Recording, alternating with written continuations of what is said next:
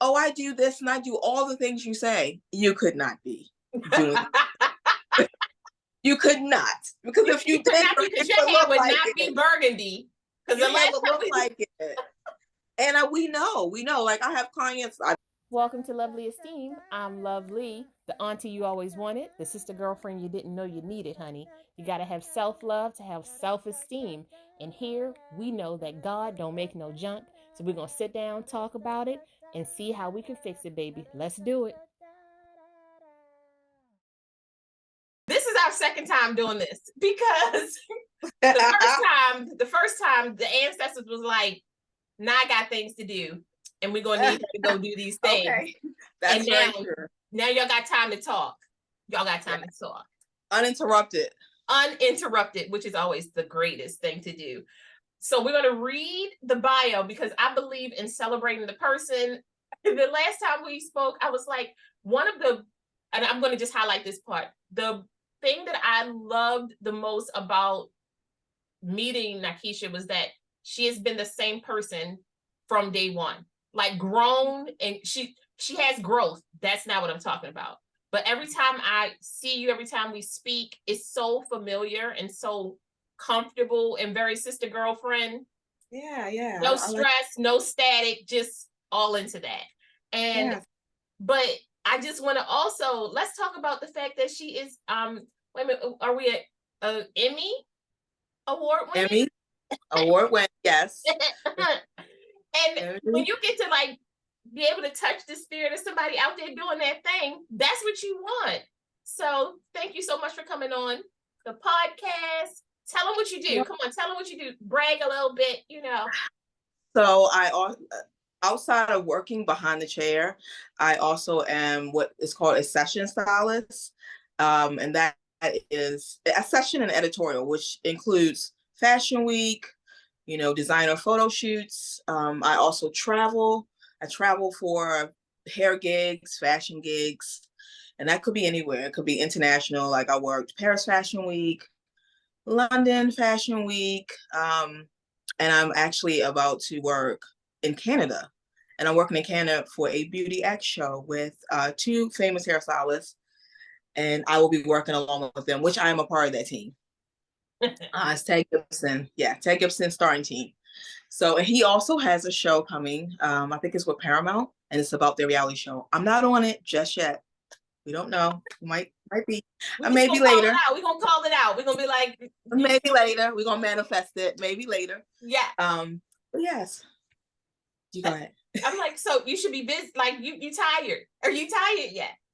I'm not tired yet, but I have this thing when you say, what is my favorite quote? I will say that my favorite quote it's Bob Banksy, and it's, when you get tired, if you get tired, learn to rest, not to quit. And that is truly how I operate and what I live by, because, you always have moments where you feel tired, especially being in this industry for so long. It's so physical, it's so taxing. Mm-hmm. And so a lot of times just stopping and taking a rest, whether that's a meditation, closing your eyes, or just taking a walk outside, during your workday. You have to stop and take a moment to rest. I often am tired enough to quit, but I don't, because I had to learn that. I had to learn that you don't quit. You just rest, and it's okay. Yeah. Okay. A good nap will change your mind. Girl. And I am not a napper. That funny thing is, I am not a napper. I was never a napper, but now give me an hour. But sometimes napping just means that I'm powered down. Exactly. Yeah. Exactly. Yeah. And that's what I mean. Some people look at that as meditation, and that is a form of meditation. But I also look at that as just resting. Like you're just taking a moment, breathing in the air, sitting still, just to have a second, just to recharge, and so with all that traveling that I have done, that is how I take my moments. I stop, take a moment. But I love it. I love all that comes with it, the hustle and bustle.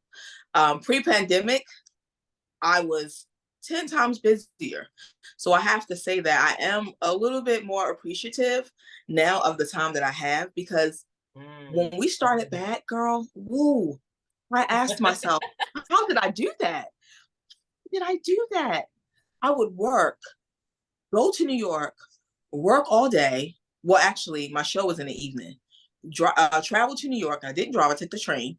Travel to New York, worked in the evening. But before, I'm walking around doing all kinds of stuff, collecting things, preparing myself, go to the studio, work for 2 hours, watch the show, then leave, get on the train, come back to Maryland, and then go in the next day and work my regular 10 to 12-hour shifts.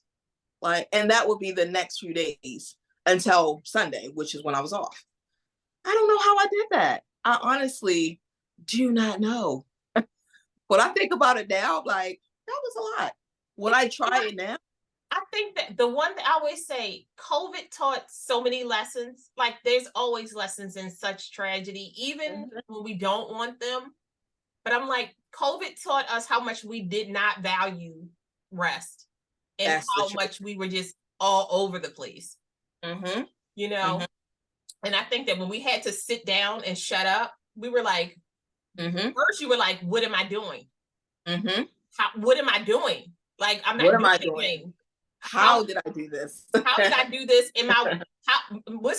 What do I know my worth without being active? Because we're so used to I did not know. And that's what I'm saying. I did not know.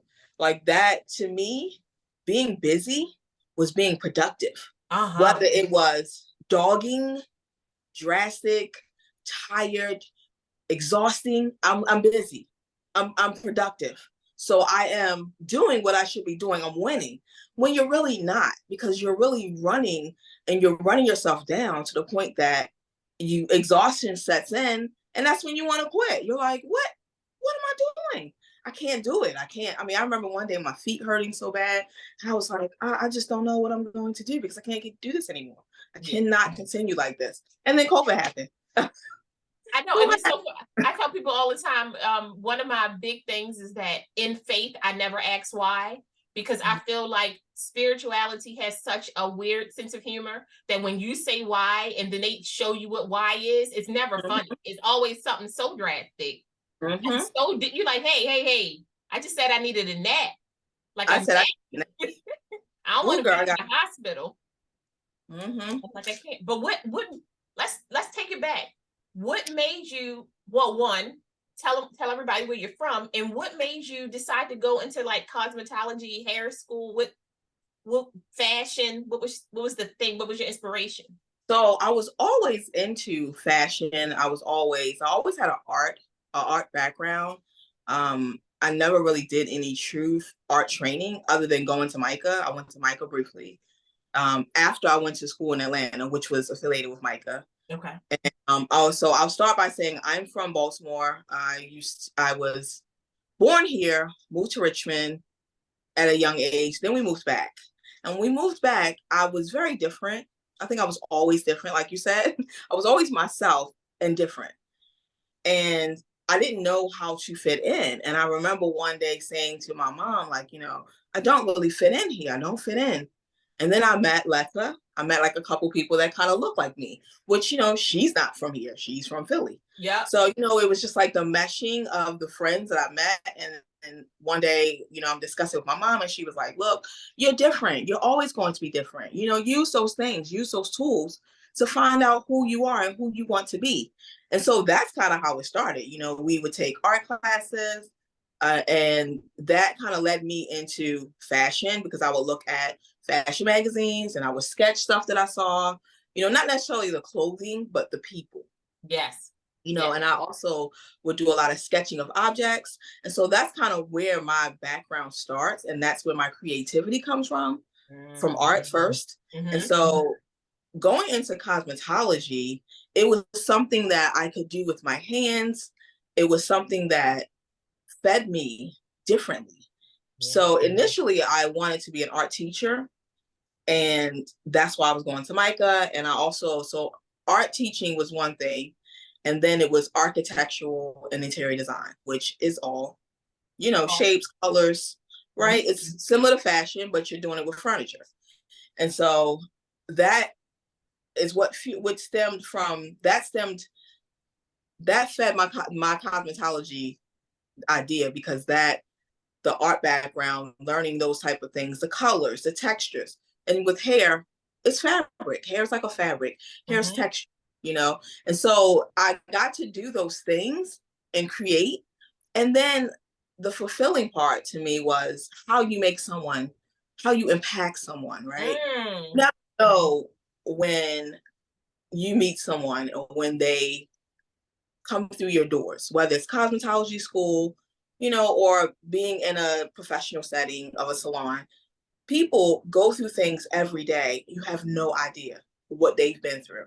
And then they come to you because they want to feel a certain way. They want to feel beautiful, they want to leave whatever's happened to them somewhere else, have a moment, and start new. When you get your hair done, that's a new day. That's a refreshed look. It's a new you, right? So whatever's happening with that woman, by the time you're finished, you've learned so much about her.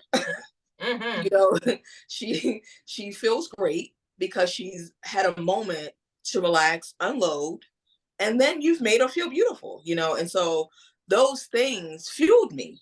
That fueled me the way I would impact someone daily. Not to say that I would not have had those same experiences with the art world as far as like interior design and architectural design or being an art teacher. I'm not saying I would not have had those same experiences, but a one-on-one experience like that, it changes someone's life completely. Absolutely. So that's kind of how my background led me to cosmetology.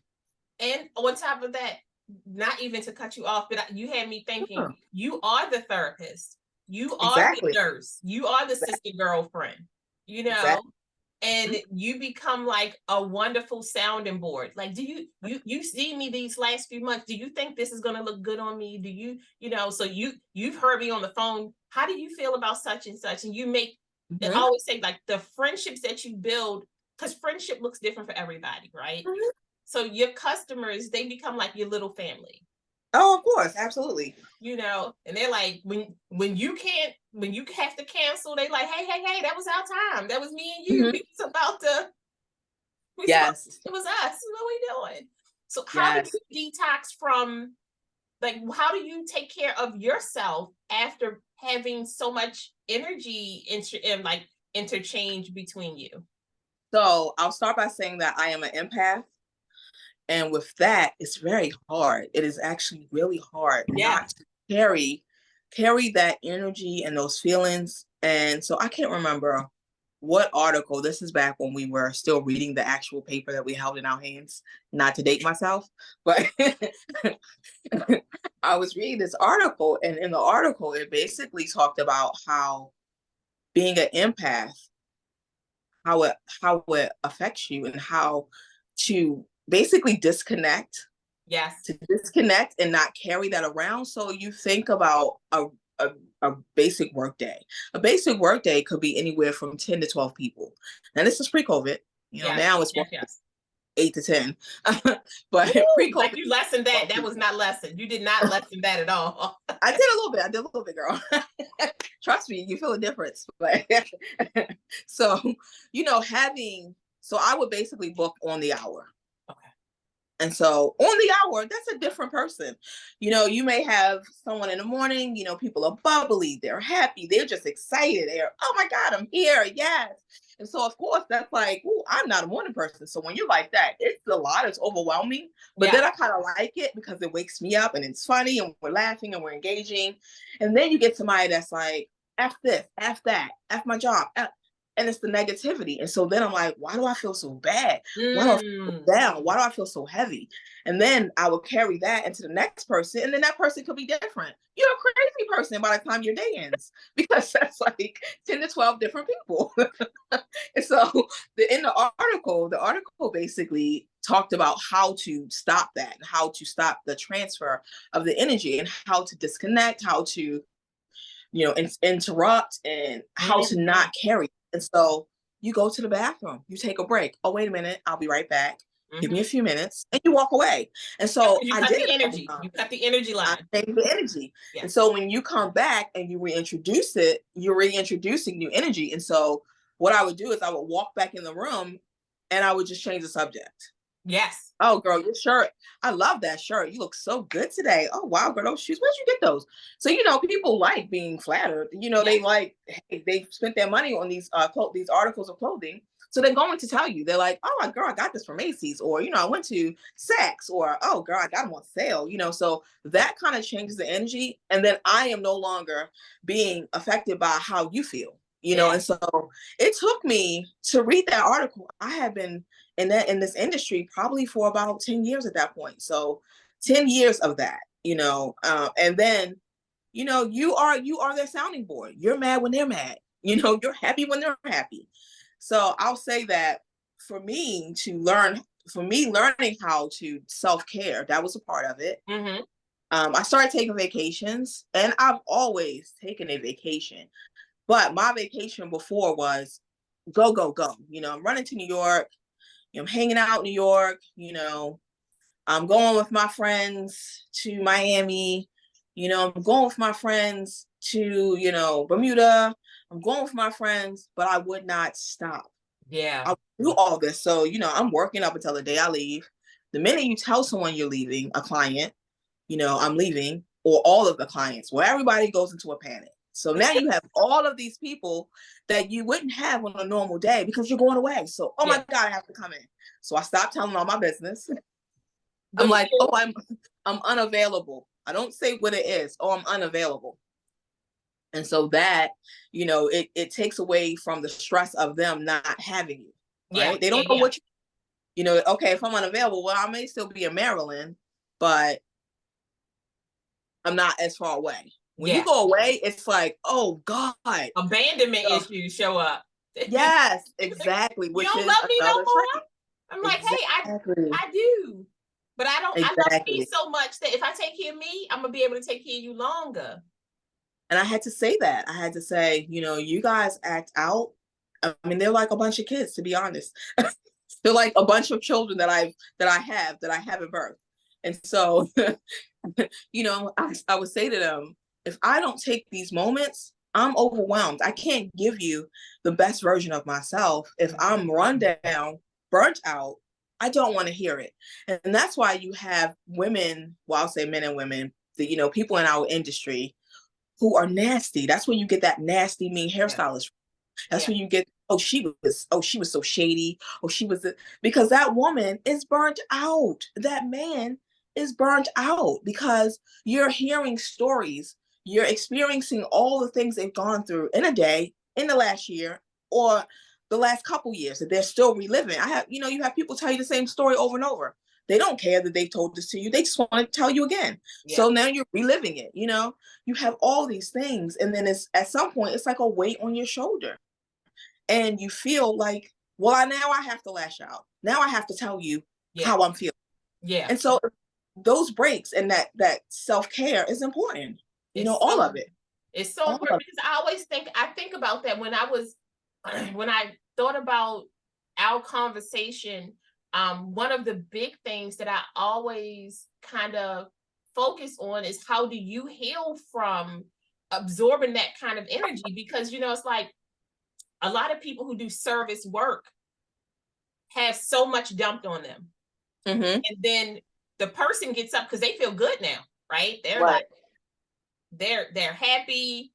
I feel like I came in Linda, I left LaShawn, everything is great, hair looks amazing, but I just told you that I was diagnosed with cancer, right? Yes. And now you're thinking to yourself, not only do I have compassion for you because I want you to be well, but now if you're an empath, you're thinking, what can I do to help them get to the state when they get to the stage where they have to cut their hair off? What are there wigs that I can? Which way I can?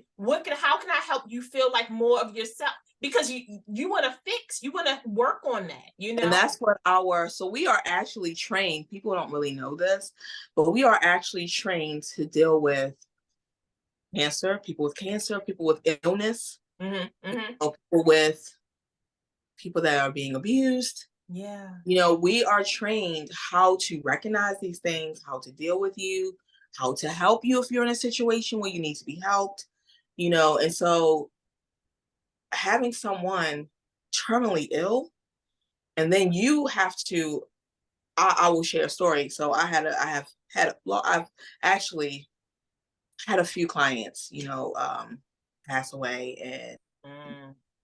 And one of the ones that, they all touched me, but one that touched me really deeply was, so I went to our house, and because she could no longer come in, and I will start by saying that she was the most bubbly. She did yoga. She was cute. You know, she was sweet. When she saw me, she would touch my face. Hey, girl. You know, she was like so bubbly and so warm. And so she was so ill, and it just happened. Like right before Thanksgiving, she had some issues. She went to the hospital. She canceled with me. She was like, you know, I don't ever cancel, but I'm hurting, and I can't come in. So she goes to the hospital. Well, that was November. By February, she was gone. I went to our house once. I was supposed to come back, and when she opened the door, she had all these chairs lined up, and they were from the front door to the kitchen. And so I'm thinking, well, what are all these chairs doing here? Because she couldn't catch her breath. So you take for granted that short walk. It wasn't like a huge distance. It was a short walk to us, but to her, she literally sat down every other chair. And then she's trying to talk to me because she's excited because I'm there. I had never been to her home. I had gone to events that she, you know, invited me to, but I had never actually been to her home. And so she was like, yeah. And so she's trying to tell me all this stuff, but she's winded. You know, she has an oxygen machine. She's carrying that. That's heavy. Yeah. You know, so she's like, and I said, well, slow down, you know, slow down. Let's just take a moment. We don't have to rush to the kitchen. Take a moment and talk to me.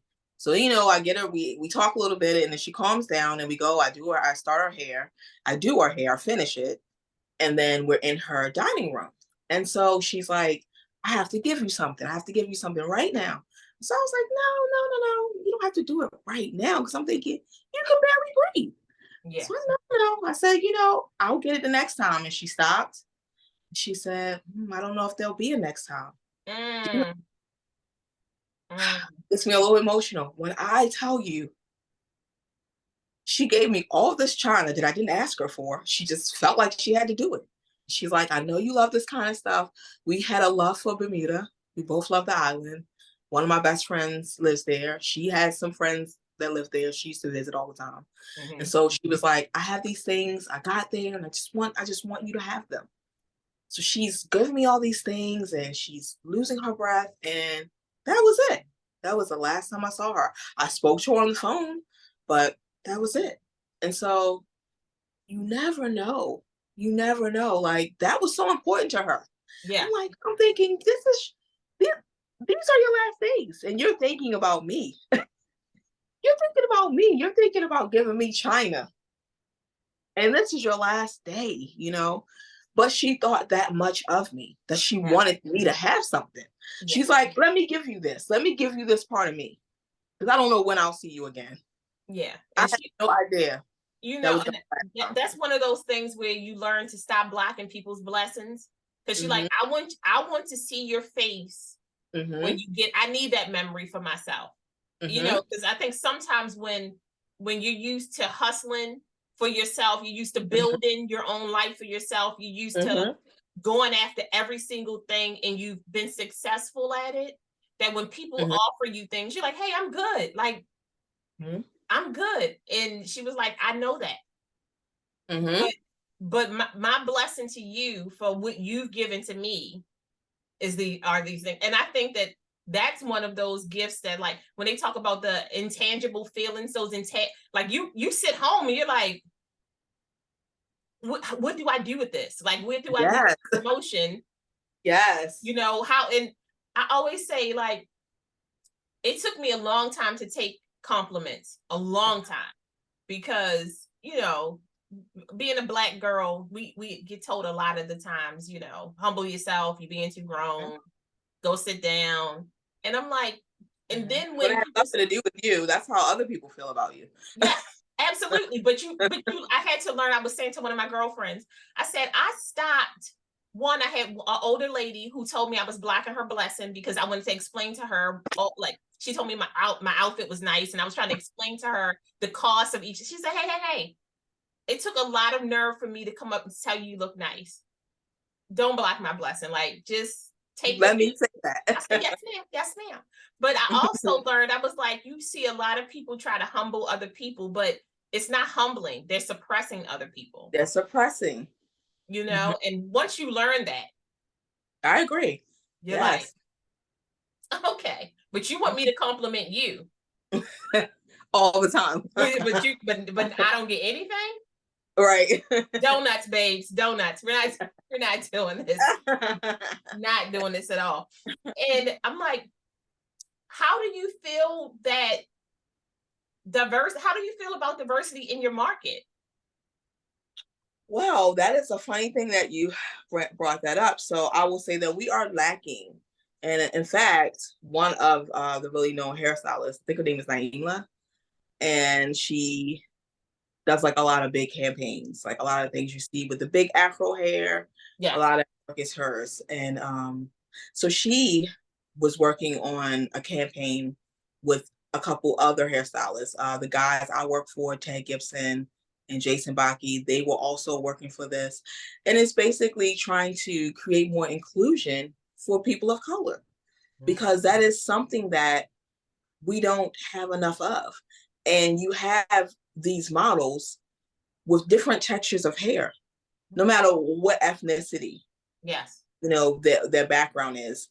You know, you have these different textures of hair, and you don't have the right people that are qualified, because there are certain people who don't have to know how. They don't have to learn how to do something other than how they look. Their own texture, right? And so for myself, knowing how to do all those things helps me. However, they're less likely going to give me the job because they will prefer to hire someone else. And I mean someone else as in non-color. A person, you know. I don't like to say it, but we already know what it is. And so, you know, I think that we suffer greatly. You know, it is better. And some of that started, you know, post-pandemic, because, you know, things come to a head. And so with everything, you know, all the racial tension, all those things definitely trickled down to my industry. And it's always been there. You know, they've had videos of, you know, girls having their hair done, and you can see the stylist who's incapable. And then they try to pass it off. It's not okay. This is not something that should continue, you know. And so they are doing better, but they definitely have a long way to go. I feel that not doing so, they suffer as well, because then you have a bad representation of what you know, people of color represent. So I would say that it's terrible. It's very lacking. Even with the hair care product lines, I feel that a lot of them were just created because they needed a market. They needed revenue. You know, people weren't relaxing anymore, you know. So then it was a keratin. And then it was, you know, oh, the keratin with formaldehyde. And then it was, oh, it doesn't have formaldehyde, but it still has formaldehyde. And I'm highly sensitive to formaldehyde. So I know when it's in there because I'm nauseous. And I'm the one that's applying it, you know? And so then you have, oh, we have these curl products and we have this, but it's only for a certain texture. And then we have, you know, and then what's on the package of the hair that is. You know, or you have demonstrations of these products with these girls with this loose wavy hair. Well, that's not everyone. You know, we have, and that's with all ethnicities. Absolutely. We all have different textures of hair. And so you have these product companies who just are pushing products because it's a revenue. It's retail. You know, there's no education on it. You know, it's just, and then there's a stereotype of what these products and who these products are for. So what happens to the rest of the people? Absolutely. You know, how do they learn how to do their hair, and who's doing it? And who's doing it? And you know what? It was very interesting. I'm glad you said that, because I think a lot of people have this idea that you're going to put this product in your hair and it's going to become this loose wave. I'm like, listen, your hair is your hair is your hair. And it's okay. And absolutely okay. And it's okay. The cool thing about life right now, especially in this day and time, we have so many options. There's so many options to be you, to change you tomorrow. And if anybody is telling you you're doing too much, I always tell them, like, listen, they're scared. They don't know how to do what you're doing. You're doing too much. Listen. I'm not. I'm doing enough, and I should be doing more. Because you're lucky. Okay. Because the other day I saw a hairstyle and I was gonna walk up in here and I was like, maybe not today. Maybe this is it. but also the products play with people's emotions. It plays with people's mental health. It makes them feel like, if this thing doesn't work for me, what does it say about me? Because hair is so important in this culture. It's so important, and your hair has to be this length and it has to curl this way. And I'm like, listen. Well, that's how we identify as not just women, but mostly women. Yeah. We identify with our hair, who we are, how we look, who what look are we portraying? That goes with your outfit. How does my hair look? Does my hair represent my clothing? Does my clothing represent my hair? It's a whole thing. It's not a separate thing. It's one entire look, right? And so I think that, when you sell an idea about a type of texture, I've had clients who will tell me, oh, I watched this YouTube video and, she did this and then she pulled her fingers through and then her curls just dropped. And I said, when you look at her, do you see yourself? Yeah. Well, no, but I was thinking you could do that. I said, no, I'm very capable of doing a lot of things. But if she could do that to herself, can you do that? Because that's not a professional. Yeah. So if you can't see yourself the way her hair is, then that's not something your hair can do. Yeah. So let's figure out what you can do with your hair. That's where the professional steps in. What can we do with your look and your hair? Because your texture is good. It is great. It is good hair. I hate that term. I hate that term. All day, your hair is good hair. Still good hair. And it's okay. I don't care. And then people look at, oh, well, it was hanging and then she had to scrunch it. Yeah, well, that's her texture. And what people don't realize is when your hair shrinks up, that means that your hair is healthy. That means that's elasticity. And what the meaning of good hair also is great elasticity. So when that hair shrinks up, that means your hair is healthy. When it's hanging, that means it's unhealthy. Yeah. And so look, when you think about it that way, it changes your perspective. And so that's how I approach those types of clients in those situations, because they have been taught, oh, my hair's bad. Oh, well, my hair's not going to do that. Oh, well, girl, the type of hair I have. Well, what is that? What is that? Yeah. If you're starting off with a negative thought, how can the outcome be positive? Absolutely. How? Yeah, that fairy tale hair is what I call it. I'm like, listen, there's some things we're not going to, I always say, there's some things we're not going to do. Or if you want it done, you're going to have to be comfortable with being a little uncomfortable, exactly. And I'm like, because we know now there's hairstyles hairstylists that do hair. And I'm like, it's art. It's just plain art. That's what it is. Mm-hmm. But I'm like, you're not going to sleep. You're not sleeping well. I'm like, I already remember. You remember them curls? You're not sleeping well. No, because I never had that. And I could never sleep pretty. I am not a pretty sleeper. I am all over the bed. I am everywhere. I'm like, girl, I never do it. The first day of getting a wrap done and you trying to keep from sweating. I had a friend, she did my hair. We were in high school and she did my hair, and I don't know where we were going, and my cousin always did my hair, but she couldn't that time.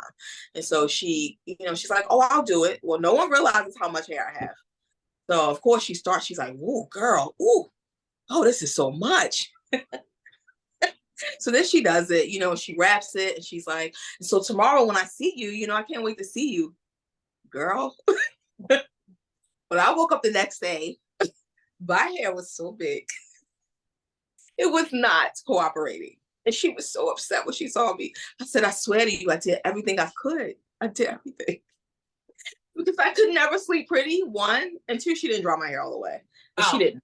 She didn't know.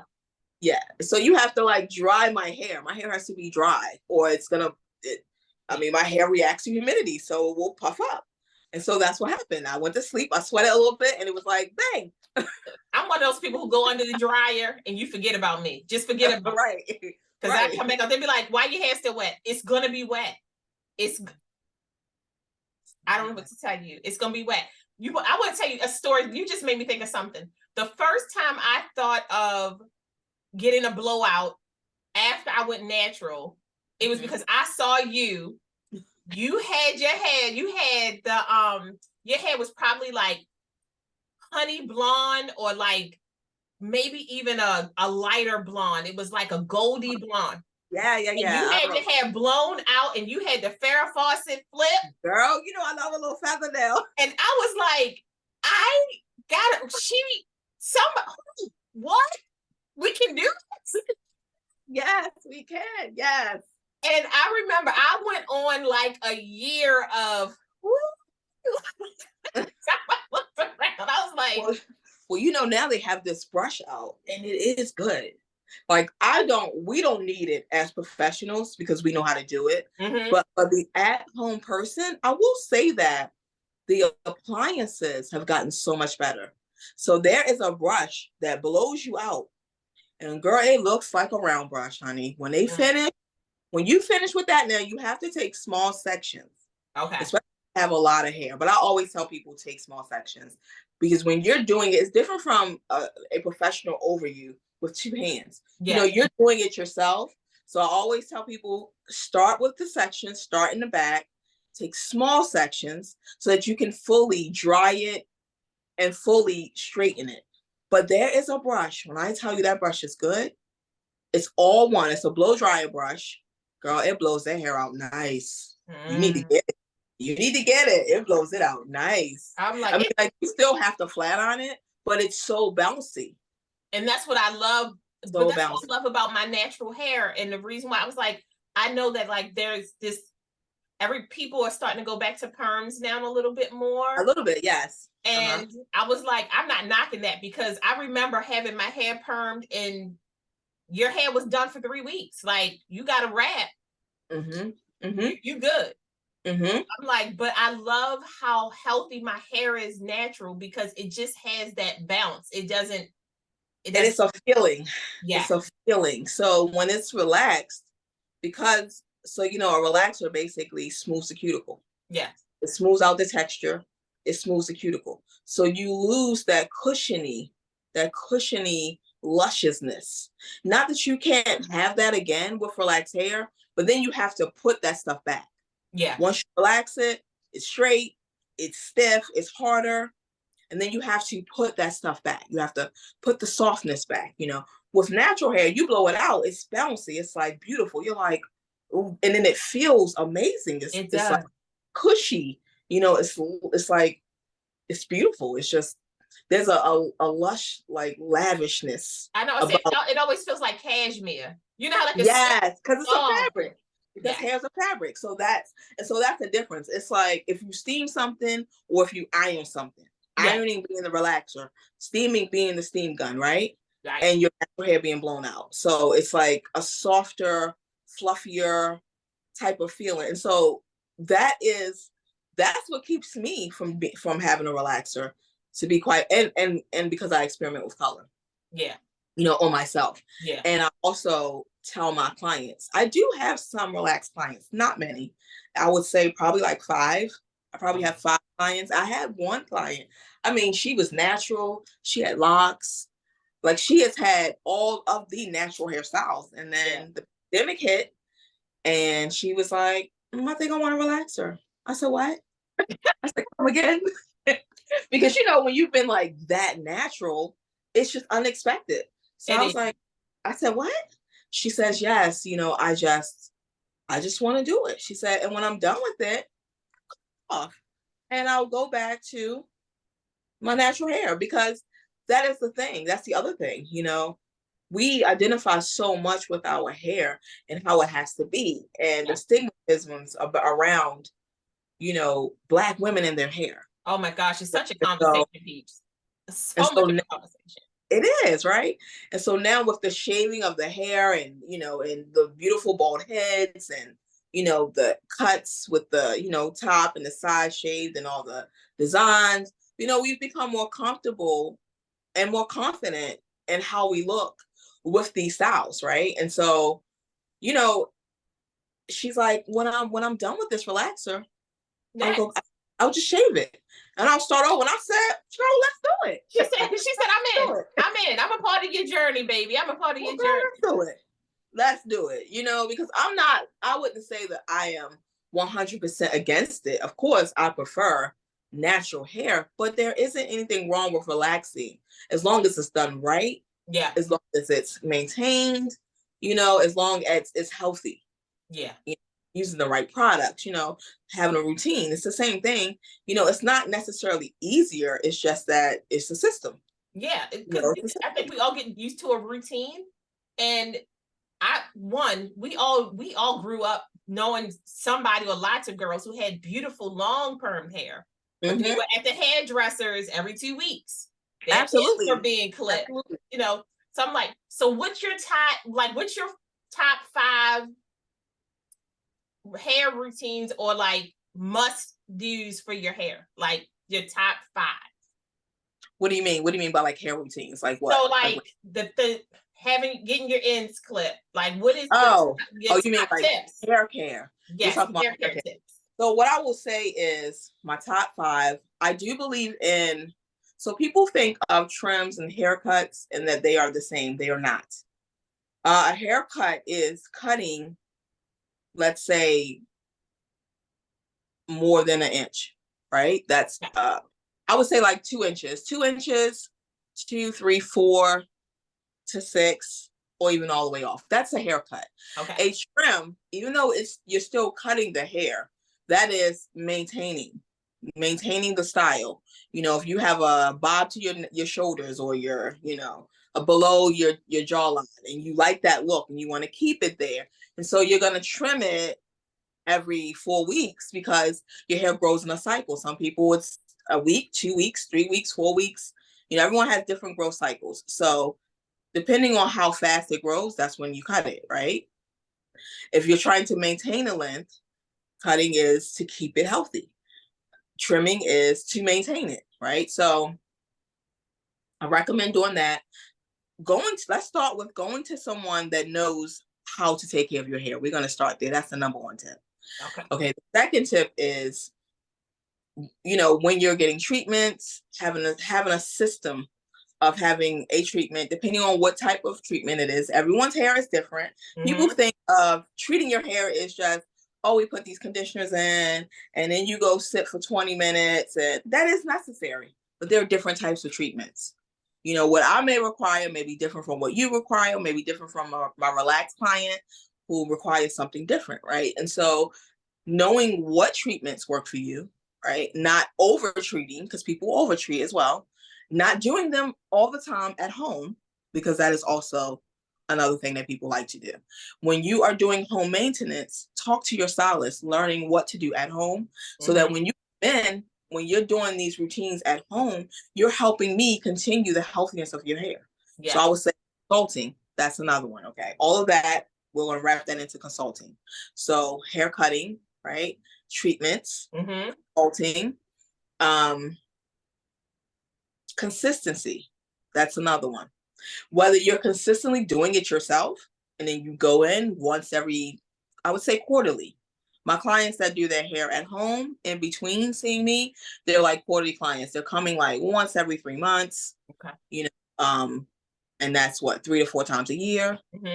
So you have a consistent routine that I've told you what to do. And then you consistently do that. And then you come into me. And then we continue. And I observe what you've done. I tell you, you know, whether you've done great, you need some improvement in these areas. And then we continue on. And I give you more information. So I would say that consistency. How many did I give you? 4. Being honest about what you do to your hair. We know. Look, We that's what I say. already Y'all know know. y'all doctors of hair. But when you lie, it makes it worse because then I figure it out. Because I know you've done something, but I don't know what you've done. Because there are many ways to ruin your hair. And what people don't understand is it only takes one time. Well, I only did it once. Oh, well, I only held it there one time. Well, I only did this once. Well, okay. And that one time is when it fell off. Or it broke off, or it fell out. Like, it only takes one time. It was that one time when I put this 1B black rinse on here. What? Why would you do that? Oh, well, I saw this girl on YouTube and she did it. Are you serious? Are you serious? Yes. Do you know her? No. And does she know you? Why are you talking to me like that? Now you just made me feel bad. Because I have to say this. That is one of my 5. It's called communication and being honest with what you are doing at home. I do this and I do all the things you say. You could not be doing. You could not, because if you did, because your hair would not be burgundy. Because your hair would look like it. And we know. Like I have clients. Let's continue the conversation. Hey guys, this is Lee with the T, and I'm doing more research. I'm smiling because I'm listening to a book at the same time. I can't tell you about it because you might not believe me anymore. Anyway, there's a website called Lines for Life, linesforlife.org. The racial equality support line is led and supported by people with lived experience of racism. We offer support to those who are feeling the emotional impacts of racial violence and microaggressions, as well as the emotional impact of immigration struggles and other cross-cultural issues.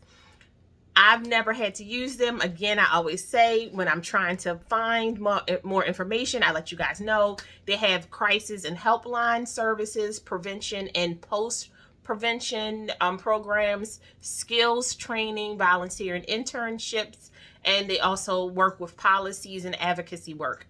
I'm just saying, try them out. Linesforlife.org. Bye. Let's continue the conversation. I do this and I do all the things you say. You could not be doing. You could not, because if you did, because your hair would not be burgundy. Because your hair would look like it. And we know. Like I have clients, they come in. It's the normal thing. And then other clients see them, the clients that are doing things at home. They're like, oh God, I love her hair. Oh, it's so beautiful. And so I say, now I want you to look at her and tell her what you do to your hair. And they look at them and they say, nothing. I do what she says. And I don't do anything other than what she says. And so that's why my hair looks like this. Because that's what it is. Because that's what it is. I'm the expert. I'm the expert. You're not. But they said, but at 3:00 in the morning, I was looking on YouTube and they told me that I could dye the end of my hair burgundy if I use toner number 25. And then how you gonna help me fix this? No, girl. No, it's not that easy. I tell people all the time, if you decide to use anything with the number 1 being the first number, don't even come back, girl. Just keep the black hair. Okay? Keep the black hair because it's yours. You said if you coming to me, because I'm gonna cut it all off and we're gonna start over. Right. Your hair will be black. I don't want. You can't lift it. No, I can't lift it, baby. I can't. The damage that it creates by trying to lift that black out, and that's the part that people don't realize. It's like that stays with you for a long time. If you do a 1B or a 2, 2 is better because it's still brown. It's a darker brown, but it's still brown. Mm-hmm. But doing something like that, if it's on there and you did it, I don't care, 3 months ago, 6 months ago, it's still there. Yeah. It doesn't magically lift away and go somewhere in hair heaven. It's still right here. It's all on this strand. Everything you ever do is on your hair. So at least the longer it is, the more history. Absolutely. I was like, the cool thing learning about forensics and them talking about, well, we're going to give me a hair strain because we want to see how, the last time you smoked, you said you did what? Or this, we can tell when you did the last drug. I was like, yo, first off, don't come plucking my hair out. Because this gray hair hit different. It's going to grow back tomorrow. Because the gray hair don't give. They like, it's nice. That's nice. You want me to be straight? Ping, ping, ping, ping. Oh, my God. I've never seen more disrespectful hair than gray hair. Gray hair will disrespect you like no other. I don't know. I mean, I think as a hairstylist, you should be allowed to like rough up some gray. You want to, because I've had situations where the gray hair is so resistant. And that's when I have to tell you, that's the thing. I'm really honest. People don't always like it. They thank me later, but they don't always like it. But I'm extremely honest, because if your regrowth is so fast, and when I say fast, I'm talking about in a week. I'm talking about in 2 weeks. Girl, what is the point? Because at this point, you're chasing something that we will never catch. We will never catch that, right? So I have to tell them, I'm like, okay, so know that you're committing to a schedule. Yeah. Because you can't miss it. Because guess what? Then you have gray hair. And then I have to keep you on the side of healthy, so we can't do it too soon. So that's when all the color sprays and all that comes into play, because you want to maintain that image, right? And so I have to have these discussions with them. These are the things you have to do to maintain. So I'm like, most of them do it. But that gray hair, girl, woo. Look, you have to tell me. I'm like, my hair grows back kind of fast. Like if I give my daughter-in-law is a cosmetologist, and she works at a salon. So she was like, she was like, Mom, you want this hair color? I'm going to do your hair color. It's probably about the same color as this wig, like the blonde in it. And I was like, okay, fine. And I told her, I said, listen, my hair will hurt your feelings. Okay. That's why I don't go outside, because people, I've had hairdressers like, yo, what is happening with your hair? And I'm like, I don't do it. But you don't, like, I'm one of those people, when I'm super natural, it is, I am the person, like, you tell me what shampoo and conditioner to use, that's what we're using. Exactly. We like people like you. We like people like you. But my hair, but when it get colored, you like, I just colored your hair. I'm like, I know you did. It's like, why is it growing back?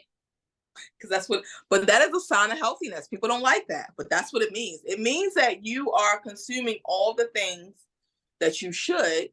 And so your hair is responding, because, what you eat feeds your hair. Absolutely. And so if your hair is growing back that quickly, that means that you already have a fast growing cycle. Yeah. And then you're eating properly, so you're feeding it. I've had a client one time say to me, oh, Nakisha, it's just genetics. That's why your hair looks like that. It's genetics. And I said, well, I mean, some of it is. Yes. I said, so I have a refrigerator in my double suite. And so I opened the refrigerator door and I pulled out a bag of salad. And it was just like, like different types of greens, like a mixed green. And so she's like looking at me, and I said, do you see this? This is why my hair grows. I said, people think of plants as just like, like a fiber. It's a protein. Yeah. Beans are protein. Yeah. So when you're eating a plant protein, that's the best type of protein. Because one, your body can break it down. You're getting more minerals. It's in this rawest form. So what did we learn? Raw, our bodies respond to raw vegetables and raw things better than cooked, right? Because actually our body has to do more work to break down cooked foods, right? So when you're eating raw, your body is immediately taking all the nutrients out. And then where does it go? Into your bloodstream, right? And then where does that go? Into your hair. It feeds your hair.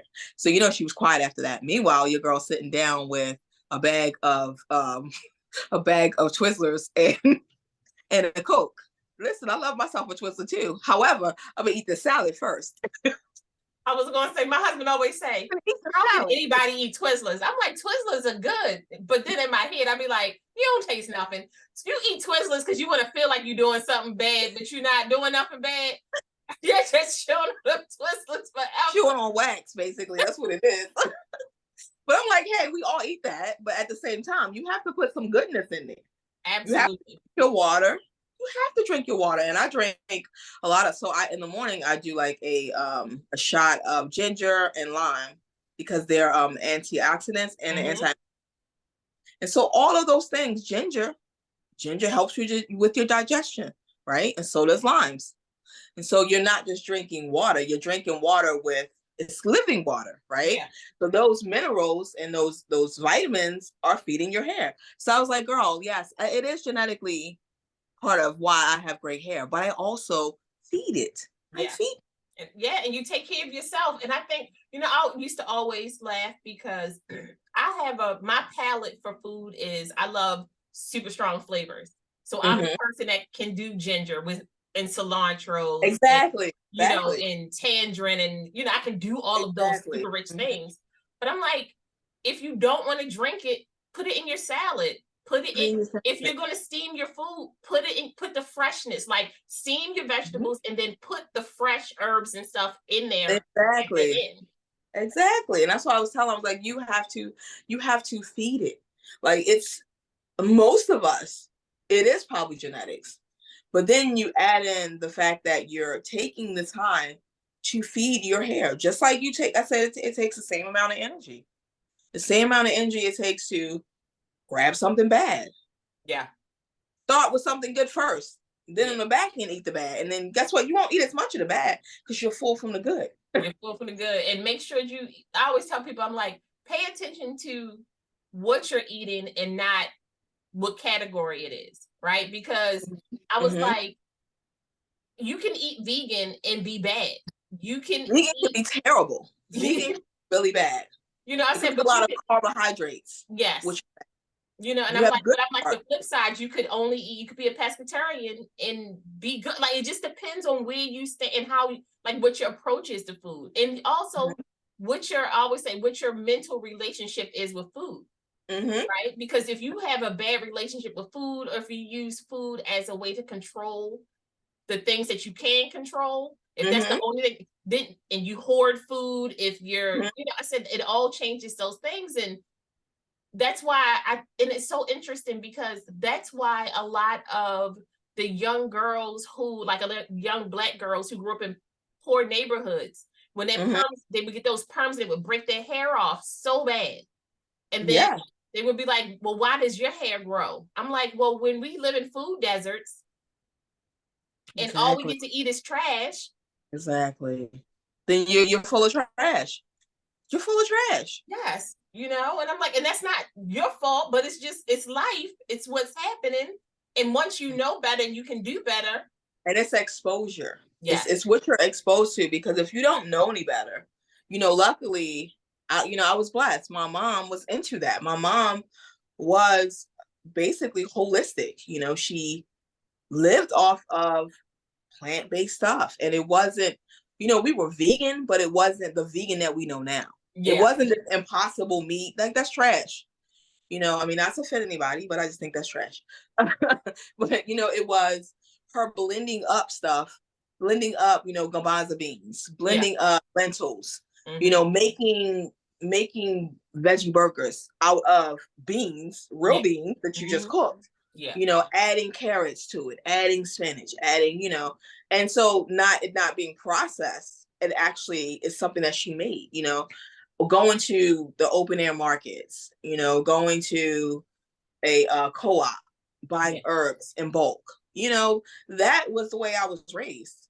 Drinking spring water. We didn't drink filtered water. We drank spring water. We literally went to a spring and got the water. And the water from a spring has so many minerals. Yeah, animals died in it. Yeah, but that's a mineral. That's the cycle of life. We drank filter it out. Just a little cheesecloth, it ain't hurt nobody. A little cheesecloth, hurt nobody. Those are the ways to really do it. And I'm thankful that It was embarrassing at first. I mean, that's what I knew. But when you are around other people, again, she's like, you're different. So be different. Be okay with being different. And it used to bother me initially. I was like, well, they go to the market and they go up and down the aisles. And why can't we go up and down the aisles? And she's like, well, we are, but I have to read everything on the label. Yeah. Girl, we gonna be there for hours. She said, can I stay home? No, you coming with me. That's hours. Like, you know how much stuff is in this stuff? I used to make my kids crazy because, like I always say, I grew up in the aisles. And then once I had my kids, I started only shopping on the outskirts of the market. On the outskirts, absolutely.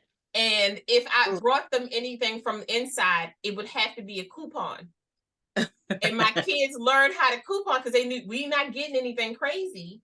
Right, exactly.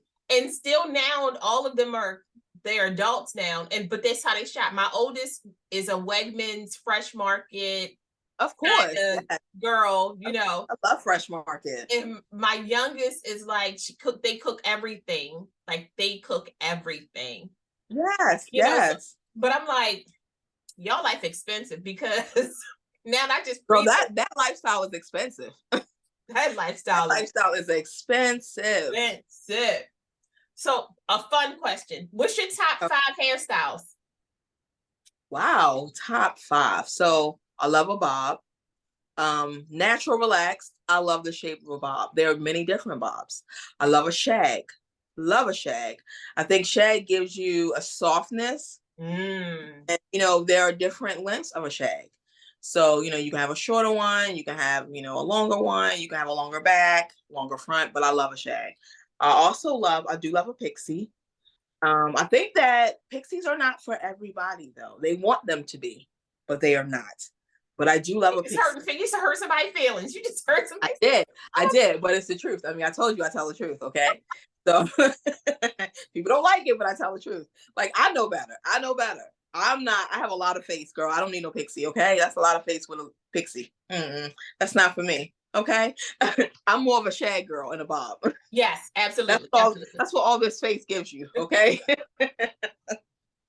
You have to know what's for you, but so I said a bob, a shag, and then a pixie, and I will say I like afros. I love a good afro. You small, big, I love an afro. A different texture, whether it's straight or curlier, I love an afro. I love afro hair. Like, that is one of the things that I love. When I see little girls and their moms, let them wear their afro hair, or a little boy with his little afro. Oh, girl, I love it. I just want to get in there and like roll around. With that little ponytail, she be come there, let me go. It's so cute. Yeah, so I love that. And then I actually like I like what is that, like what is that style called? I love a good like pompadour. That's another thing. It's different, but I like it. The little bump? Well, the bump, or like, yeah, it kind of comes up. Yeah. Kind of comes up. Oh, and I love bangs. I love a bang. I love a good bang. You know what? Or a fringe is the proper term is a fringe. A fringe. Yeah. But you remember back in the day when we used to have the fringe, and then you would have the ponytail that's fanned out? Girl, no, because I never had that. My hair was too thick, girl. I couldn't do that. Look. But I do know it. I had that style one time. I had enough stiff stuff in my hair. I'm surprised it didn't fall out. I'm surprised it didn't fall out. It was so much stiff stuff that when I did like this, it like made a sound. Get the style out. I said, no more. No more. And I do love braids. I love to see braids on people. Not all braids. I like to see braids on people. And I don't like to see braids that causes breakage. That's why I don't like it. Yeah. But I do like some braided styles. I do like those. I do. Because they're so creative. I mean, they're actually, of course, it's a vintage style. Something that we didn't do, right? It kind of skipped over us, but like our parents probably did it. Yeah. And, the ones with the beads and it goes around. And I love that. I love that. I love that look. I love it. I always say the Donna Summers. The Donna Summers. Yes. I love Donna Summers. I love Donna Summers. She is one of my style icons. Like, just Mhm. she pushed the envelope, and when she decided she didn't want to be a part of the envelope anymore, she just stepped back. She stepped back and she disappeared. Where is she? So Gone. you said you're also a stylist for clothes and the whole nine?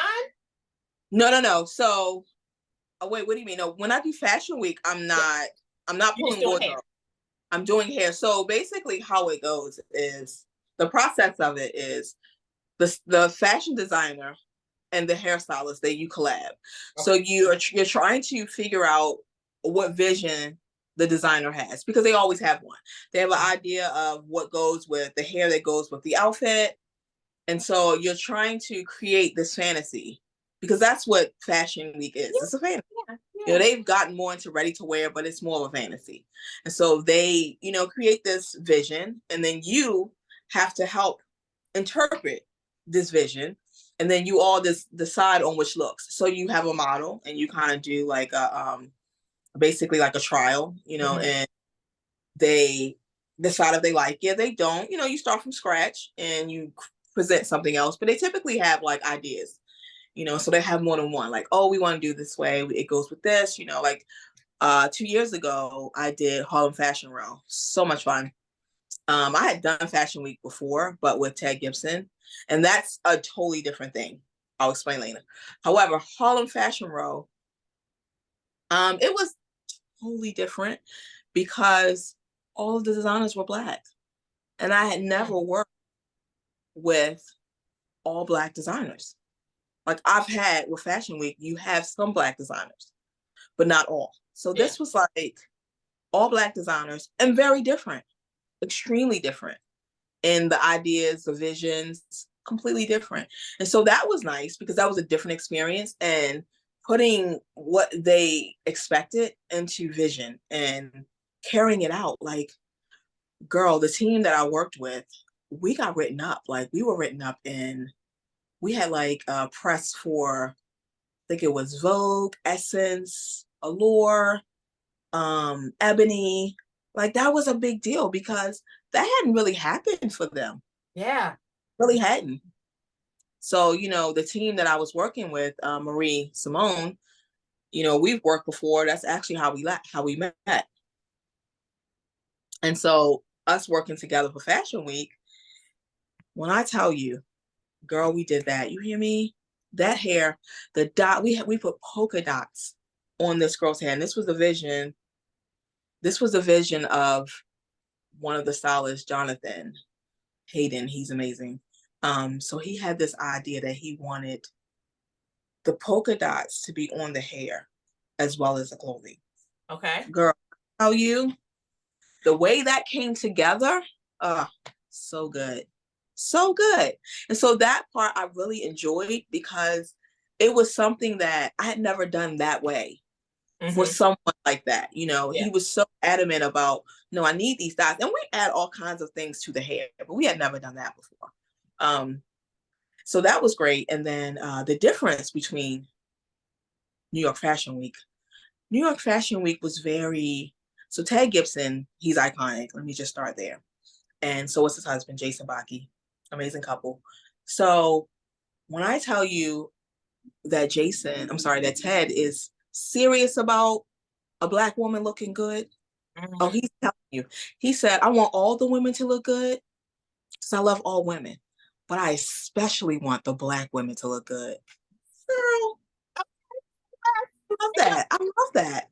I love that. Okay. Because it's like because that's something that we don't get. We don't get that little special moment like that. We're not celebrated like that. And so what I love about him is his passion for that. I want everybody to look good, but especially the Black women. Yeah. I love that. And so to me, working for them, he's also Black. So, working for him in that type of non-Black environment, I should say, it's great because it's like everybody's gonna look good. Yeah. Everybody's gonna be celebrated. I mean, all the models look great, and then you have those Black girls, and they look like little beautiful doll babies. Like, oh, I want it to be pop, and I want the makeup to look like this, because we all like the hairstylist, we're kind of collaborating with everybody, with the makeup makeup artist. art, Yeah. the designer, we kind of collaborate together. And so, when he's talking about how they should look, he's so passionate. I want it to be like this. I want her hair to look like this. I want it to, flow or be big. Or, if we had one girl, she had a little afro. He's like, oh no, make it bigger. Oh no, make it bigger. Oh no, make it bigger. Like, we need her afro to be big. Okay, girl, I got it. Okay, you said you want a mega afro? I got Yes. something for you. So, when you're in a Black environment, yeah, everybody's Black, everybody looks great, we're all Black, right? But then when you're in a non-Black environment, to have that love and to have that, specialty, that, to be included. It's inclusive, right? To be included. And so that's what I'll say the difference is, between the two. But yeah, I had a great time, girl. I love it. I love it. So that's the part about the clothing part. I don't really design them. Growing up, I did take sewing classes. I used to do that kind of stuff. I always remade my clothes. I always altered. My mom would say, what in the world? Like, how do you get a wardrobe out of there? So I've always been into fashion. That's always been, something that I've loved. I just money. That's always been something that I love. But no, I've never actually been on that part with Fashion Week. Not to say I won't ever. I just don't consider myself like a designer. Yeah. When it comes to that. Not you are a designer, but it's of hair. Of hair, yes. Yes, absolutely. What was your favorite hairstyle that you created? Like your favorite unique hairstyle you created? Okay, so well, it's always unique because when you're doing Fashion Week, it's a fantasy. So I think I'm thinking about like the everyday client, or like couture or like the gaudy, like something where you was like you had to really stop and be like, okay. Girl, that's all the time. I'm telling you, when you're doing Fashion Week, it's always because it's not what the average woman would look like every day. So people think when they see fashion shows, what they do is they take you all the way out into another atmosphere, another thought, another vision, right? And then the real life is over here, okay? So that's like, and so they kind of pare it down to make it basic so that we can then go outside, right? So when you're doing those type of styles, so one girl I did, she was Latina and her hair, I basically teased it out really, really big. And I gave her these great bangs and baby hair because they wanted baby hair, girl. They were like, oh yeah, we want baby hair. Well, girl, I know how to do some baby hair, okay? So I gave her some like lots of baby hair. And then I had like, it was almost like it was like not really a triangle, but it was very big. It's very big. And I basically backed all of her hair. That Art Deco almost. Yeah. Uh-huh. It was so big. And I basically backcombed all of her hair and then shaped it. When I tell you, and then I told you I love a pompadour, right? So this one girl, her pompadour sat out to here. It was so, and she was gorgeous. Like when I tell you, cheekbones for days, beautiful, brown skin, tall, thin, like a beautiful girl. Like, she was very athletic. Okay. Not like skinny. She was athletic thin. Mm-hmm. So, model thin, but you could see her muscles. Yeah. And so like healthy, right? Not the scary looking ones. So, but when I tell you, like, and then the makeup artist girl, the way she like beat her cheekbones and she like bronzed them, and they were just gorgeous. And so with the hair, the pompadour, and the cheekbones, girl, she was killing it. When I tell you that girl got so much press, she was doing it. So I'll say like those two are the ones that were huge. I've done all types of hair and different styles and shapes, and when I did a fashion show here, I did an afro, and the girl, it was gorgeous. Her afro was so big, it was probably like 3 times the amount of mine. It was all her hair, but of course I like pieced it up and made it as big as possible. Girl, they were photographing her for days. I said, see, that's lovely hair. Something about when your hair just hits right. And I always say, I'm like, if your hair hits right and somebody knows how to highlight the shadows of your hair, it changes everything. Because I love makeup, but there are days where I wear makeup and it's a certain, mine is green, orange, or purple.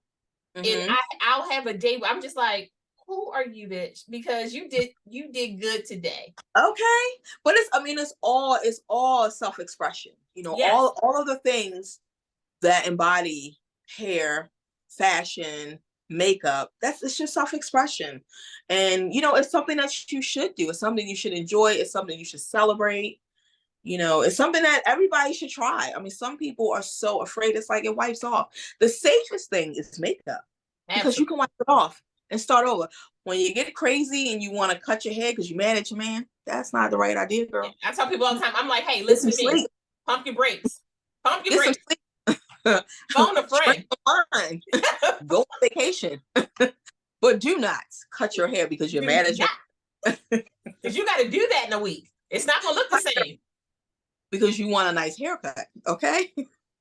Not because you're mad. I'm like, no, but what I think I love having a conversation with you because you, even though you don't say it, you talk so much about mental health in this whole round of things. Yeah, that's right. Because you talk about communication, self-expression, self-care, and also you talk about the emotions that's attached to our hair. Like, it's so much this, yeah. Because I'm like, you carry so much trauma in your hair. You carry your successes in your hair. You carry your sickness in your hair. Like and I know that there's a lot of people when they start to lose their hair, they kind of lose their identity. Because we put so much into that. But I think that seeing so many people embrace being bald, learn how to beat your face, because a bald woman with a beat face. I tell people all the time, when you cut the hair off, all you are seeing is that gorgeous face. Girl, you better celebrate it. You better beautify it. You do it. You show those lips. You show the shape of those eyes. Yeah. You put that bronzer on those cheekbones, girl, okay? And you celebrate that face because that's all you're seeing. Yeah. So that's the time to do it. I'm like, I'm like, them face for days. For days. That's what I tell people. I'm like, them eyebrows, you better let them frame that face. I'm like, you get a good eyebrow set? You're like, wait, first off. Okay. I'm like, no. But that's one of the wonderful things. And I think that's like a big reason why I'm always so impressed with you, because you celebrate your clients. Like, even when you do your videos, you be like, look at this hair, look at this hair, look at you. Okay. I love them. I love my clients. Your clients be like this. I'm like, no, they are so funny because they'll say stuff to me like, oh, you didn't post me. Then I turn the camera on and they look crazy. I'm like, girl, what are you doing? And then like looking, so the ones that really like you can tell that they look right at the camera, girl. They're like, yeah, it's me, look at me. I'm like, but I really need to see your hair. I really need to see your hair. No, but they're like, no, girl, your hair. I'm like, I don't know how many people understand that coming from like like what you said, feeling different, and having strong people in your life who tell you that your difference is excellence, like your mom did. Like you can't pay for that. No, you can't. And I'm happy that she did that. She helped shape you. Actually, what she did was she didn't help. She gave you free form. She gave me free form. And she encouraged every aspect. Like the weirder I was, the more, the different, the different parts of me, the different personalities. As a teenager, you change. Even though I've always been myself. It was just different parts of me. And so she encouraged all of those things, Okay, so I don't know what that look is today, but I see it, girl. You doing it. Okay, because don't like, bump me up. I'm gonna walk about this house with striped polka dot. Okay. I'm like, you like these flowers? How you do that? But that gives you, then you pass that on to the people that you meet. I think that gives you such a clearer eye. You're not so quick to judge.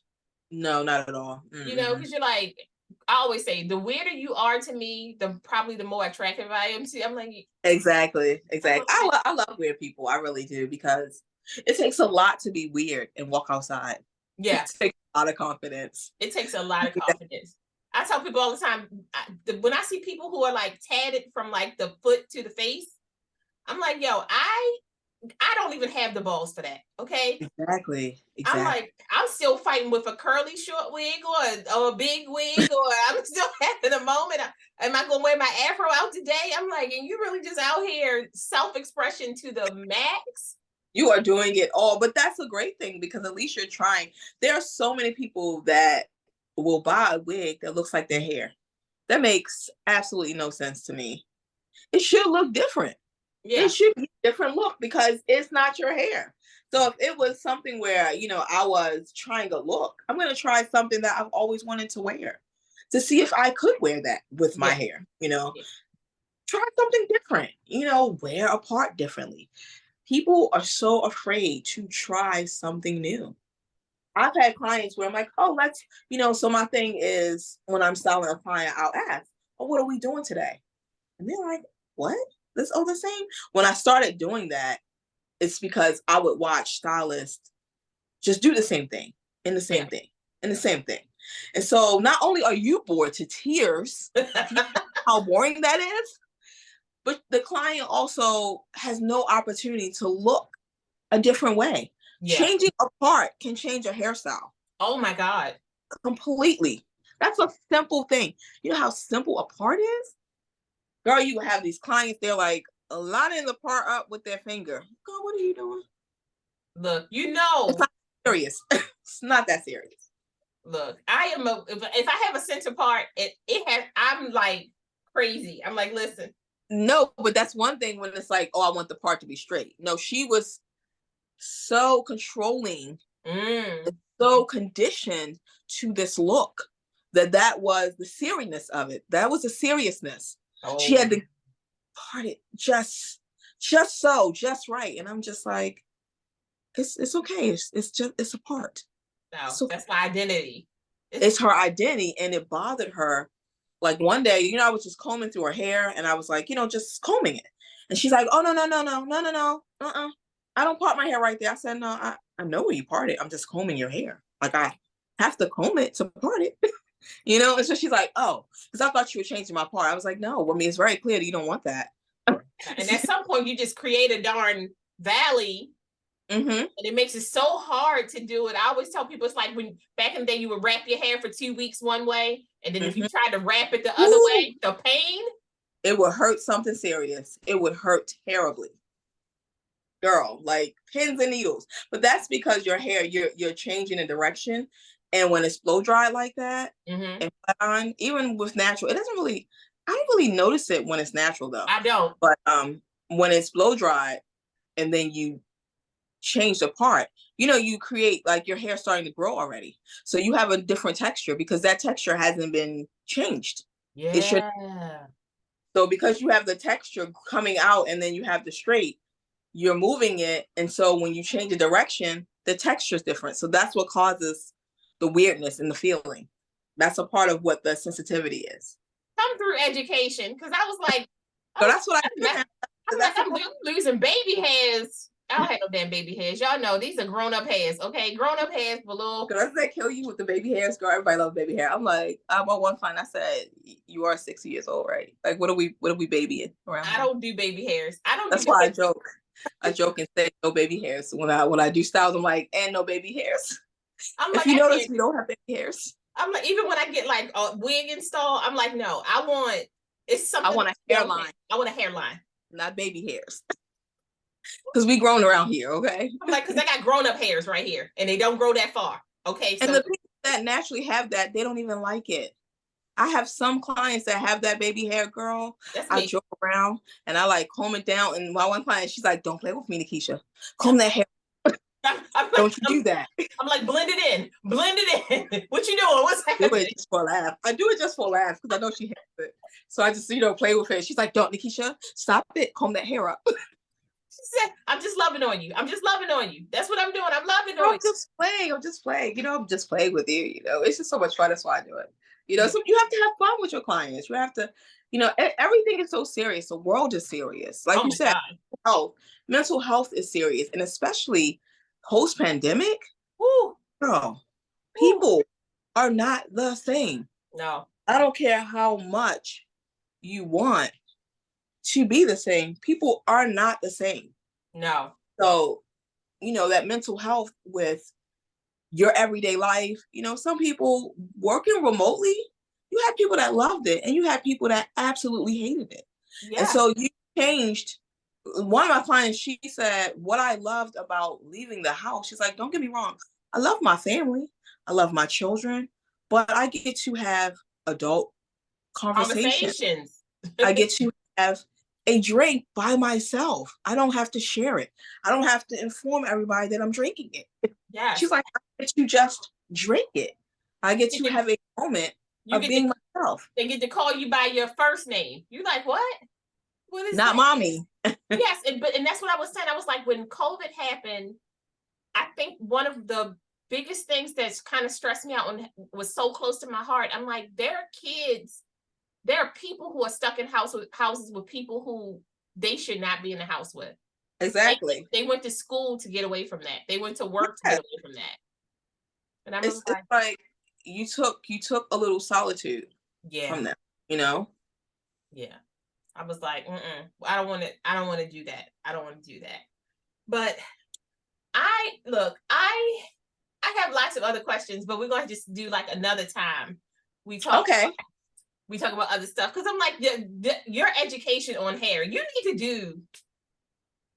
Everyone tells me that. And it's not that I'm not, it's just that I'm trying to figure out how to do it and how to do it in a way, because so there are different ways to educate, right? So you have the hairstylist, and when we educate, I educate for people like Fashion Week. That's part of the jobs that, I do with them. So I teach the looks. You have all these hairstylists and I teach the looks. Then I have where I've gone to a salon and I've taught, stylists there in a salon setting, teaching them, whatever it is, upstyles, haircuts, whatever. And then, you have the consumer. Like I've had people ask me, oh, can you teach me how to cut a pixie? And so with something like that, when I'm teaching a hairstylist, they have the background, they have the fundamentals, and then you have the consumer, which, the average person. Yeah. And that's a lot of knowledge to give you in a short period of time, because people don't think about, when we cut hair, we're not just picking up and cutting, right? It's a whole science behind it. Yeah. There's degrees, there's angles, there's a head shape, so for me, just to teach you how to cut a haircut, it's so loaded. That's such a loaded thing. And so that's more than one class. That's like a 3 series kind of. And most people don't want that. They just want that immediate, or just teach me this one haircut. It's so much more than just that one haircut. There's so many things that go into that one haircut. And so that is what holds me back and what my hesitation is. Like I actually teach classes, and, during the pandemic, I would do videos from some of my clients who asked. It wasn't something that I offered to everybody. They would ask me how to do stuff. So I would, walk them through it. I would do a video. Sometimes I would do my own hair and show them how to do it as I do my own hair. Then sometimes I would do basically like a consult. Yeah. So we're like video chatting and I'm talking them through it and I'm teaching them. So, it was different ways of how I did that. And so all of those things kind of resonated with me and thinking about what's next with teaching, because I already do it. I do it for a hairstylist all the time. That is, one of the things I've always done. I also used to work for L'Oreal, and that was one of the things I did. I taught texture, I taught product knowledge, color theory, so I've taught a lot of different things, and that is such a loaded thing. And that's why I have it, because I haven't figured out how to present it. Yeah. You see what I'm saying? Yeah.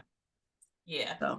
Even just our conversation in your education on the hair itself, just the health of you and your hair. You know what I mean? Like my dog is barking. I know, because she said it's you again. She will not stop. It's okay. It's okay. Look, you didn't hear my German Shepherd be down there giving the air the business. I'm like, it's air, dude. What are you barking at? He'd be like, you hear that air? You're right. You're right. She's in the hallway and she wants to come in, and that's why she's barking. And now she's scratching. Let her in. No, because I have to walk away. It's fine. We're finishing up soon. So she's fine. You'll just hear a little bit in the background. Lovely. But no, I mean, there are lots of ways for you to teach, but just your education, the knowledge that you have from the years that you've been in business. Mm-hmm. Yes. That's what I'm talking about. And your spirit, when you're talking about hair, is so wonderful. Like, it's a blessing. Is this weird?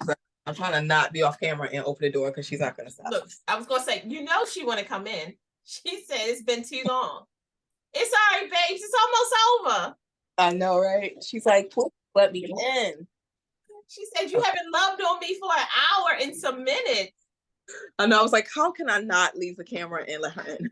See, she said, I'm better now. I'm better. Oh, yeah, she's in here. She's like, you have to be quiet. But that's what I'm talking about. Like, the education, you need to do some courses and have people gonna pay you to do it. Just the health education.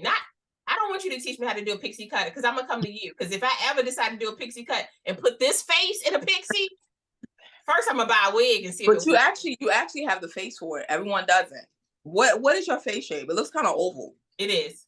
Oval is the perfect face. Oval, yeah. It's like oval and a little teeny, like it'll get a little skinny at the bottom, depending on what my weight is, Yeah, that's everybody. You like, do I have a little baby or is it like model? Which one is it? Am I giving model or am I giving baby? I'm giving baby model. It just depends. I always tell people, I'm like, I'm not going contour my face because I love a black nose. It's something about black lips and a black nose. I love it. I love those features. I love it. Just because not everybody can get that. Like, they trying. They're paying for it. I'm not paying for this, because I remember I spent lots of years being bullied about these lips. I was. Mm-hmm. So bad. Like, open your eyes. They are open. Now it's people, open your eyes. People are paying it. I'm like, open your eyes. They are open. I'm looking at you. I am looking at you. I'm scowling at you. On the other hand, I have some pretty large eyes, so I'm looking. Yeah. My mom used to say, "Blake, can you blink? Blink your eyes." Blinking. I am blinking. I am blinking. She's like, stop staring. Just blink. I do. I think about all the things that we were so insecure about that people pay for, gaps in our teeth. Oh, girl. You're like, what? Yes, I cried one day. Yes, I cried. They called me the Gap Band. Oh, I was so hurt. Oh. And then my mom says, this back when we had to go to the library. So we went to the library and we looked it up, and it was actually a sign of royalty. So she was like, do you want to close your gap now? I said, no, ma'am, girl, I am royalty. What? So they took a sign of royalty? You call me a queen? Is that what you said? You said I am here. I am here. Did you call me? Did you come for me? But I'm serious. I've loved your spirit ever since yours. It's just been you're so you. That's like, it's contagious. Because like, you show people like, hey y'all, and then you like leave out the same way, bye y'all. Like, what just happened? What just You're like, I am here now, I'm gone. That's it. And you know what? And I will say that being friends with Letta, she's so particular about the women in her life. Oh, she's so particular. That it's like, I never had to vet anybody that I became friends with through her. Like, she was like, that Libra be on it. I'm like, girl, she is something that, I know her now. That girl. Yes, you do. Y'all been together. Y'all been living in the house and like. We was together. I always laugh. I tell her all the time. I said, my husband is a Libra. My youngest is a Libra. My best friend is a Libra. I'm like, my other two kids are Leos and I'm an Aquarius. I said, y'all know, y'all set me up, because. Oh, my good friend is an Aquarius. Brenda, she's an Aquarius. I'm like, y'all know we fickle. Are you a January or a February? I'm a February. Okay, she's a January. Okay, that's the difference. That's what the difference. It's a difference. I'm like, I'm a little more outgoing, a little more, but you can guarantee that if you ask me what I'm thinking about, it's something strange and off the like. She's always. I'm like, He's like, yeah. Sometimes it's so strange. I'm like, what are you talking about? Yeah. And you know what? I had to realize, I was like, as I got older, I was like, okay, I'm just gonna have to embrace this being me, because I can't be anybody else. You all are brainiacs, though. You all are like very smart. It's like innate, that smartness. But sometimes so smart that you lost. Yeah, that's it. That's a good one. Yeah, I have to tell her that. I have to tell her that. That's good. That's really good. Yeah. You was like, hey, so I know you got the directions and you know exactly where we're going, but why are you looking at the sky like that? So I was thinking that the closest star to us was no. That's exactly how she is. I'm like, what are you talking about, girl? Girl, be quiet now. What are you talking about? I don't want to tell you anymore because you're gonna make fun of me. I just can't do it. No, that's what she says. I'm not making fun of you. I'm celebrating your awkwardness. It's okay. It is so awkward. I believe in celebrating those parts of you. That's what makes you different. That's you, And like I love being me. I wanted to fit in, and my mom was like, the lesson from that was you are always going to be you, no matter what you do to try to make yourself blend in or belong. You will always be you. So just celebrate the difference in you and be okay with it and embrace it. Because you don't have to figure out the lie you told. No. And it's not real. Like, it's like at some point, the real you will reveal itself. That's what happens when you date people, right? What they say, 6 months? Look, I don't even think it's 6 months no more. I don't even think it's 6 months no more. I don't think people be holding on that long. I always say that's the problem. I'm like, I've been with my husband now. It'll be 5 years. Girl, I know you guys have been together as long as I've known you. Yeah, since we were 13 and 14. Yes. And I was like, the amount of people I have been in this relationship. I'm like, but it's good though, because at least you all were allowed to grow. Yes. And people don't always allow their partner to grow and become this new version. You're still you. It's just a different version. Yeah, I'm a true believer. I'm like, you don't raise adults. And even though we were young, I'm like, who am I to tell you who to be? Like, I can have boundaries. Like, hey, you can't talk to me like that, or I don't like this thing. But I'm like, I changed my hair so much. Who am I going to tell somebody that? Do you even know me? Because I don't look the same. I'm like, you better catch me in the morning with my ball cap on. You better catch me with these braid downs. Because do you even know me? No, I don't know me. Okay, I don't know me. It used to be. I used to change my wig every day, and now I'll change it once a week because. I was like, if I get lost, they're gonna be like, I don't know what hair she had on. But it's so funny. I'm like, Lord. I love it. I love it though. Embrace you, because again, you are experimenting and trying something different, not with the same, I want a wig, but I want it to look like my hair. No. Well, that's not fun. No. What's the fun in that? That's all, you already have this hair.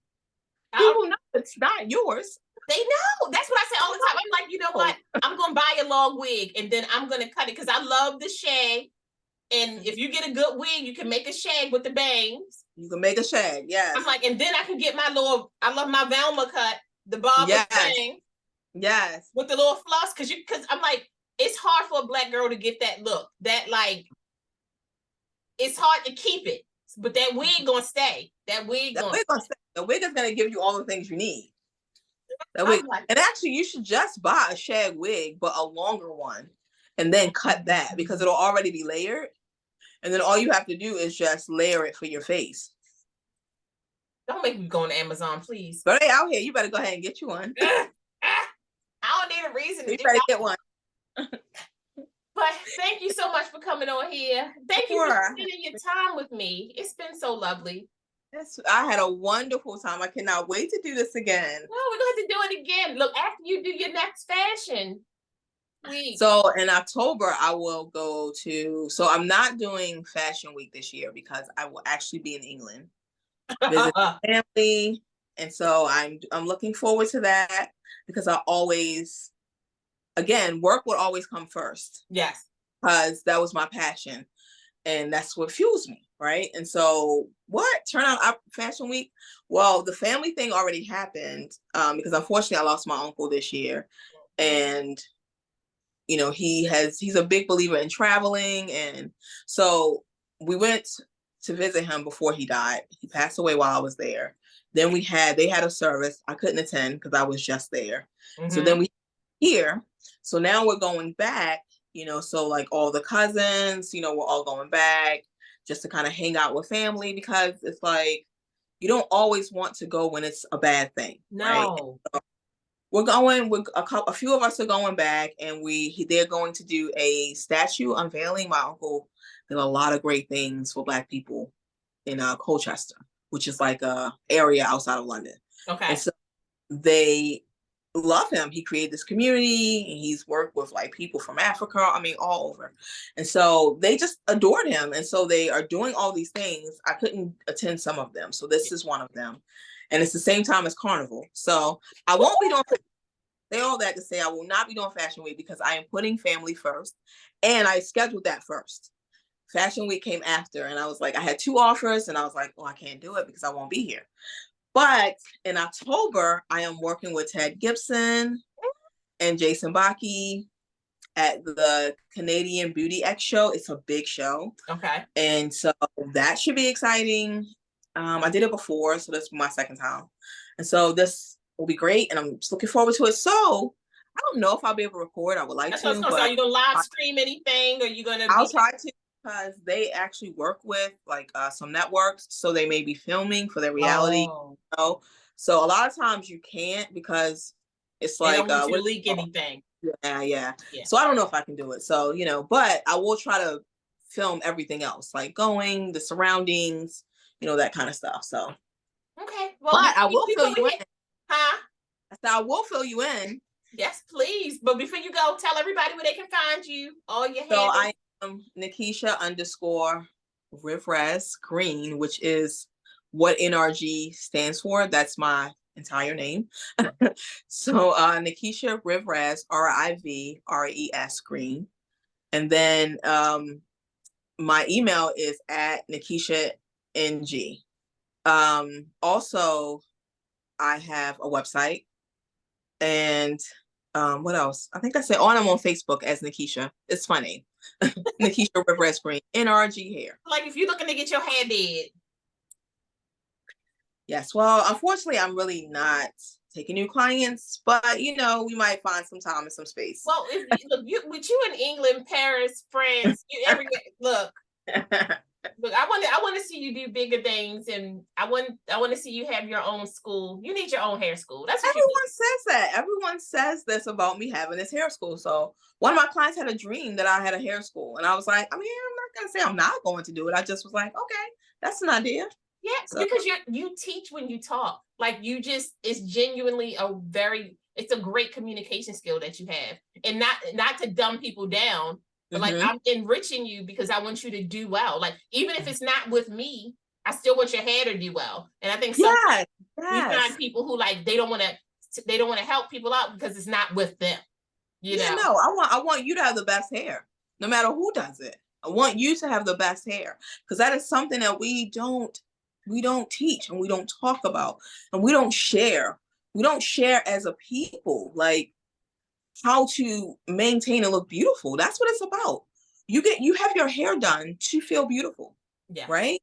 Yeah. You have your hair done to present the best version of yourself.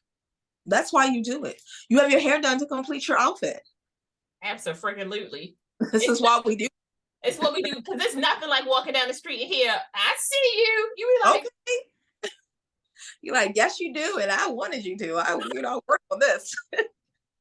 But I want you to think I didn't. But I did. I did, because this swoopy curl, this Aaliyah sideburn was for you. See how my lipstick match my shoes? Did you know that I did that on purpose? That's all. We put that extra. I love it. I love it so much. But you go and talk to your baby, because I know your baby's still mad.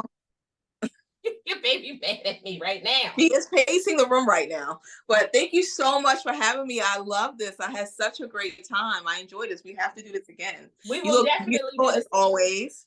Yes. I love it. We definitely will do it again. After you come back from celebrating, we'll schedule something and talk about all the good things and the great things you did within your contract. Because I want you to get your money. I gotta get my money, girl. Yes. All right, woman. Thank you. All right, girl. Love you. Bye. Thank you so much for joining us. We hope you found some healing, connection, and joy. Until next time, bye, loves.